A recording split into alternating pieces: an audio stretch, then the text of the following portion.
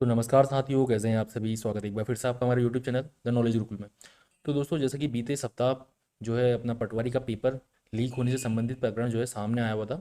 उसके बाद से जो है पूरा गढ़वाल मंडल है, कुमाऊं मंडल है, सभी जो है किसी न किसी प्रकार से जो है अपना परीक्षा लीक के प्रकरण के विरोध में यहाँ पर अपना धरना प्रदर्शन कर रहे हैं। तो वही चीज़ है, उसके संबंध में बात कर लेते हैं। क्या कुछ जो है इस सप्ताह जो अपडेट आई है उसके ऊपर बात कर लेंगे। तो दोस्तों, अगर चैनल पर आप नए हैं तो सबसे पहले आप चैनल को सब्सक्राइब कर लें, क्योंकि इसी प्रकार की जो राज्य से संबंधित जानकारियाँ हैं और उत्तराखंड के जो आगामी एग्जाम है उससे संबंधित जानकारियाँ आपको हमारे चैनल में सबसे पहले मिलेंगी। तो ठीक है दोस्तों, शुरू करते हैं। तो जो धामी जी का एक यहाँ पर बयान आया है उसके ऊपर बात कर लेते हैं। सबसे पहले देखते हैं कि क्या कुछ इनका यहाँ पर मानना है। पेपर लीक नहीं, नकल का है प्रकरण, ये धामी जी के विचार हैं। नकल माफिया होंगे गिरफ्तार, परीक्षाओं को रुकने नहीं देंगे, सभी पद जो है वो भरे जाएंगे। तो वही चीज़ है कि यहाँ पर जो एक युवा हमारा बैठा हुआ है निरंतर धरने पे, चाहे बात देहरादून की करें, चाहे बात बागेश्वर की करें। आज बागेश्वर में जो है वो विशाल धरना प्रदर्शन वहाँ पर भी है। और कल जो है वो हल्द्वानी में इसका प्रारंभ कर दिया गया था। वहाँ पर अनिश्चितकालीन जो है धरना या फिर अनशन कह सकते हैं, वो वहाँ पर एक युवाओं की तरफ से रखा गया है। एक अच्छा खासा जो है विपक्ष की तरफ से भी वहाँ पर समर्थन देखने को मिला, और अच्छे खासे जो है अभ्यर्थियों की तरफ से भी वहाँ पर अपना एक रुख देखने को मिला है। क्योंकि मुझे लगता है कि अधिकतम बच्चों के वहाँ पर जो है अच्छे मार्क्स आ रहे होंगे, उसके बावजूद जो है वो एक पारदर्शिता वहाँ पर चाहते हैं, जिसके चलते वो लोग वहाँ पर अपना एक समर्थन देने पहुँचे हुए हैं। ऐसा तो नहीं है कि यार वो लोग डायरेक्ट 12th पास करके जो है परीक्षाओं में बैठने के लिए उपलब्ध हो गए हैं। ऐसा बिल्कुल नहीं है। अच्छी खासी नॉलेज गेन करने के बाद बच्चा जो है जो स्नातक स्तरीय डिग्रियाँ होता है उनको हासिल करता है। उसके बाद जाके स्नातक स्तरीय जो पेपर है वहाँ पर अपनी दावेदारी प्रस्तुत करता है। तो इस दौरान उसको काफ़ी ज़्यादा जो नॉलेज है वो हो जाती है। और अगर वो पेपर लीक से संबंधित बातें कह रहा है तो इसका ये मतलब नहीं है कि यार वो बिल्कुल अनपढ़ है या फिर कहीं से उठ कर आ गया है। पेपर लीक अगर हुआ है तो इतने ढेर सारे लोग अगर एक संगठन बनाकर या एकजुट होकर जो है आपका विरोध कर रहे हैं, तो आपको उस बात को मानने के लिए बिल्कुल तटस्थ होना पड़ेगा। क्योंकि आपका भी कर्तव्य है कि राज्य राज्य का आप पूर्ण रूप से कल्याण करें, क्योंकि ये राज्य सभी का है। आपका इसमें कर्तव्य हो जाता है कि आप किसी न किसी प्रकार से जो है इसका जो है भला करने का यहाँ पर पूर्ण रूप से प्रयत्न करें। अब जो है ये चीज़ का तो सभी को पता ही है कि यार किस प्रकार से पेपर लीक का जो प्रकरण है वो सामने आया और कितनी इसमें सत्यता है। तो उस चीज़ के ऊपर सभी लोग अपना अपना कुछ ना कुछ बयान व्यक्त कर रहे हैं, और उसके बावजूद जो है पेपर लीक नहीं, ये है नकल का प्रकरण। अब इस प्रकार की बातें कर रहे हैं। अब क्या आप इनसे एक्सपेक्ट कर सकते हैं कि किस प्रकार के इनका ज्ञान है, क्या कुछ इनकी नॉलेज है। तो वही चीज़ है। अब इतने जो विभिन्न विभागों के या फिर वरिष्ठ पदों से रिटायर हुए वहाँ वरिष्ठ नागरिक बैठे हुए हैं समर्थन में। तो अब यार वही है कि यार जो पेपर लीक हुआ है उसमें आप कह रहे हैं कि मात्र 3 पेज ही बाहर आ रखे हैं, इसे पेपर लीक नहीं कहेंगे। तो पेपर लीक में क्या आप पूरा पेपर जब बाहर देंगे तभी आप उसको पेपर लीक की संज्ञा यहाँ पर देंगे? 3 पेपर या एक प्रश्न मात्र जो है वो पेपर लीक की संज्ञा में नहीं आएगा। अब क्या आप इनका मानसिक स्तर कहेंगे, जब इनको यही पता नहीं है कि यार एक प्रश्न बाहर आने पे जो है वो पेपर लीक की संज्ञा में पूर्ण रूप से आ जाता है। और बात कर लें अगर जो हाकम सिंह है, हाकम सिंह अब ये कह रहे हैं कि नकल माफिया होंगे गिरफ्तार। तो भैया हाकम सिंह आपने पहले ही गिरफ्तार करके पिछले बार डाला था, वही बंदा वापस आकर जो आपका पेपर लीक करवा रहा है फिर से। तो आप अपनी सरकार के पास यहाँ पर क्या कुछ जो है वो अपना एक मत रखते हैं या फिर कहें कि उनका समर्थन करते हैं। तो ये सब किसका क्या धरा आप मानेंगे? क्योंकि जिस व्यक्ति को आपने यहाँ पर नकल माफिया बनाकर जो है गिरफ्तार किया था, उसके ऊपर कार्रवाई करी थी, वही व्यक्ति वहाँ से पहले सबसे बड़ी बात आती ये है कि वो व्यक्ति वहाँ से बाहर कैसे आ गया। सबसे बड़ी बात यह है कि वो व्यक्ति वहाँ से बाहर आ कैसे गया, जब वो न्यायिक हिरासत में कोर्ट के द्वारा भेजा गया था। उसके बावजूद वही व्यक्ति बाहर आके जो है नकल करा रहा है, और उसके बावजूद आप कह रहे हैं कि ये नकल का नहीं, ये माफ करिए, ये लीक का नहीं, नकल का प्रकरण है। तो इसमें सबसे बड़ा खोट जो है वो सरकार का ही माना जाएगा।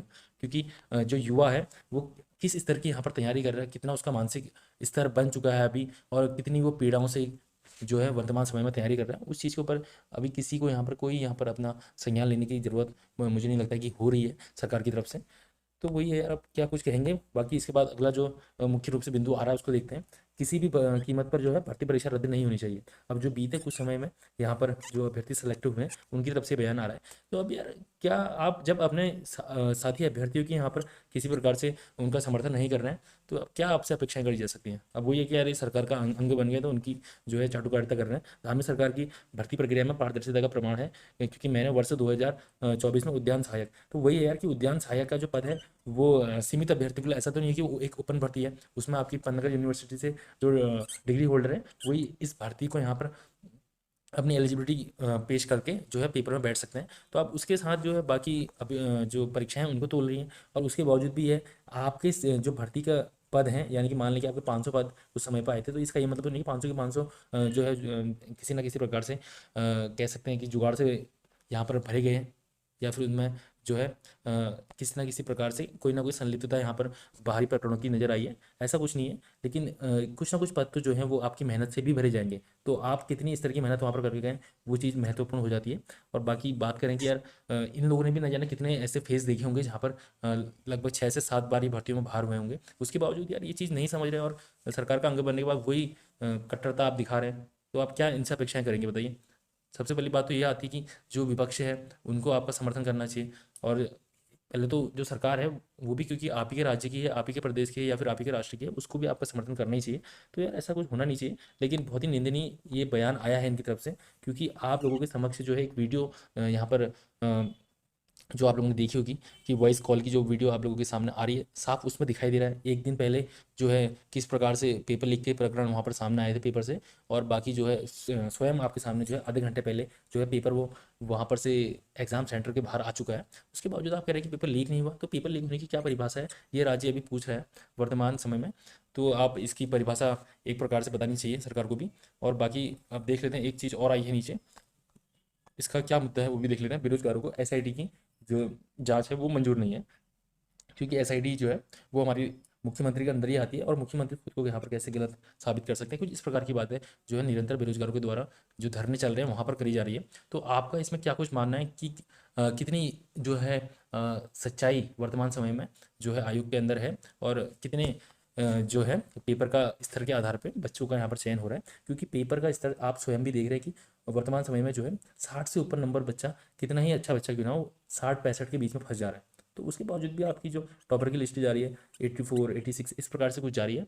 तो वही है कि अभी बीच में कुछ देख रहे थे कि कुछ जो 2016 की भर्तियां हुई थी दरोगा से संबंधित, जो उस समय पे पद भरे गए थे, उसमें ही न जाने कितने बच्चे जो है वो टॉप रैंक के थे। बट जब उसके बाद उसमें जांच हुई तो अच्छे खासे जो बच्चे थे वो वहाँ पर पेपर लीक करवाकर या फिर कहीं किसी न किसी अन्य प्रकरणों से जो है अपने पदों को भरने में वहाँ पर सक्षम रहे। तो वही है कि जो इतने ऊपर यहाँ पर अंक जा रहे हैं, तो उनका किसी न किसी प्रकार से कह सकते हैं कि वो क्या कहें उसके ऊपर कि यार अब लेना देना हो सकता है, क्योंकि इतनी ऊपर मेरिट जाने की संभावना यहाँ पर रहनी चाहिए नहीं। क्योंकि अधिकतम बच्चा जो है वो 60 के अप्रॉक्स यहाँ पर फंस जा रहा है, और इतनी ही मेरिट जानी भी चाहिए। क्योंकि पिछले बार के जो वीडियो एग्जाम हुआ था उसमें 60 से 65 के बीच में अच्छा खासा बच्चा जो है चयनित हुआ था। उसके बावजूद अब आप देख रहे हैं कि यार जो है सिलेबस से अतिरिक्त बहुत ज़्यादा क्वेश्चन वहाँ पर देखने को मिल रहे हैं, और उसके बावजूद आप 84 86 की ऐसी कुछ टॉपर की लिस्ट बना रहे हैं। तो ये एक निंदनीय कृत्य इसको मतलब पूरा युवा कह रहा है वर्तमान समय में।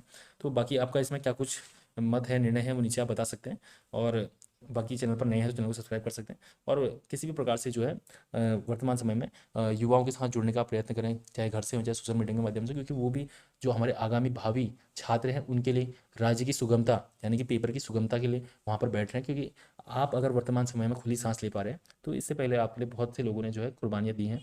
तो अभी आपका कर्तव्य बन जाता है कि आप जो है अपना कर्तव्य करें। ठीक है दोस्तों, तो मिलते हैं फिर जल्दी अगली वीडियो में। धन्यवाद।